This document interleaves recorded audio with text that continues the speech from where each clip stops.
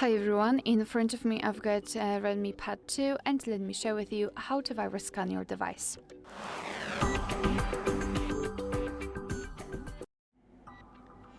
So let's start with finding the app which is for sure pre-installed on your device, so no worries, you've got it. It is called Security, so let's just find it and then tap on it. Right here all we have to do is to find Security Scan and tap on it.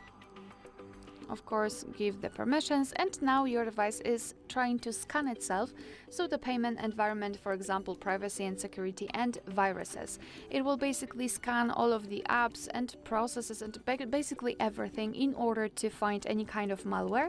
As you can see, in my case, everything looks good, so there's nothing to worry about. But of course, if your device will find any kind of malware or any kind of problem, so for example the leaking system, so the update pending or something like that, it will show you the information about it, and you will be able to follow the steps to fix the problem. Alright, so that will be all. Thank you so much for watching. Please hit the subscribe button and leave the thumbs up.